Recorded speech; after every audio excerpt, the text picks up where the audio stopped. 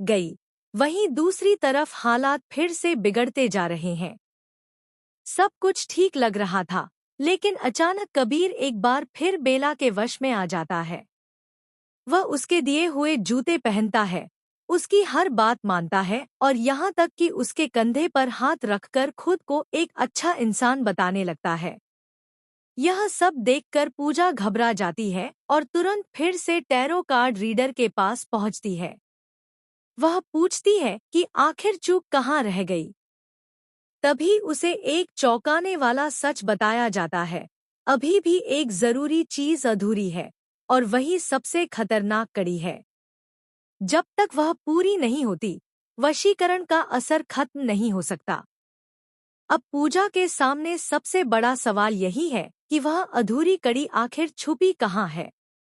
आने वाले समय में कबीर अभी भी बेला के प्रभाव में फंसा रह सकता है, लेकिन बेला की जीत भी आसान नहीं रहने वाली। इसी बीच पूजा एक बड़ा और खतरनाक प्लान बनाती है। वह खुद को और कबीर को एक हथकड़ी से बांधने का फैसला करती है ताकि कोई बाहरी ताकत उनके बीच दखल न दे सके। वह चाबी को भी जानबूझकर गायब कर देती है। लेकिन बेला इतनी आसानी से हार मानने वाली नहीं है। वह इस चाल का तोड़ निकालने की कोशिश में लग जाती है। दूसरी तरफ घर का माहौल भी पूरी तरह बदल चुका है। दादी की सोच वंश के मोह में ऐसी उलझ जाती है कि वह ऐसे फैसले लेने लगती है जो पूरे परिवार को हिला सकते हैं। घर में तनाव और भी बढ़ जाता है। अब पूजा पूरी तरह सच्चाई के करीब पहुंच चुकी है। उसे यकीन हो जाता है कि कबीर पर सच में वशीकरण किया गया है। इस रहस्य को पक्का करने के लिए वह एक महिला के पास जाती है, जो कुंडली देखकर इस बात की पुष्टि करती है। जांच में साफ हो जाता है कि कबीर पर किसी न किसी तरह का काला प्रभाव डाला गया है।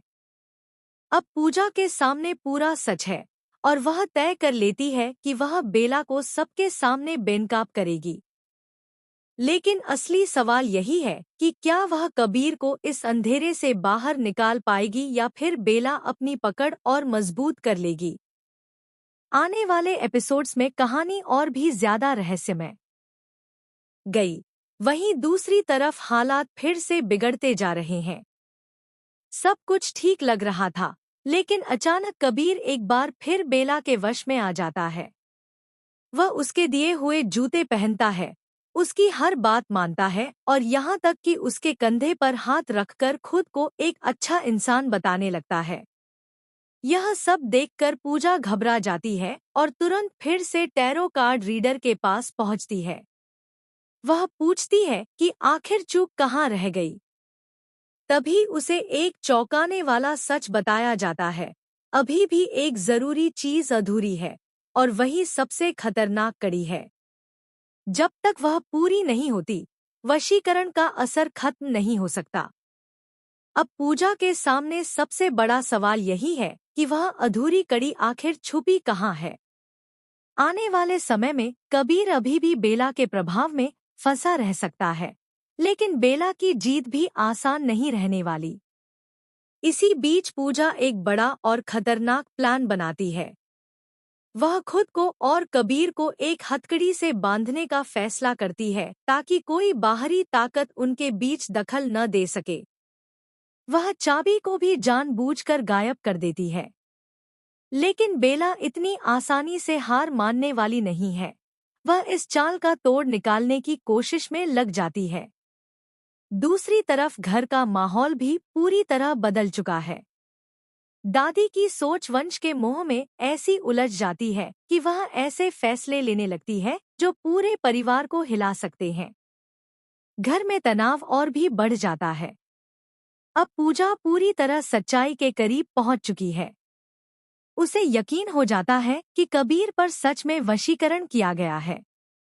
इस रहस्य को पक्का करने के लिए वह एक महिला के पास जाती है, जो कुंडली देखकर इस बात की पुष्टि करती है। जांच में साफ हो जाता है कि कबीर पर किसी न किसी तरह का काला प्रभाव डाला गया है। अब पूजा के सामने पूरा सच है, और वह तय कर लेती है कि वह बेला को सबके सामने बेनकाब करेगी। लेकिन असली सवाल यही है कि क्या वह कबीर को इस अंधेरे से बाहर निकाल पाएगी या फिर बेला अपनी पकड़ और मजबूत कर लेगी। आने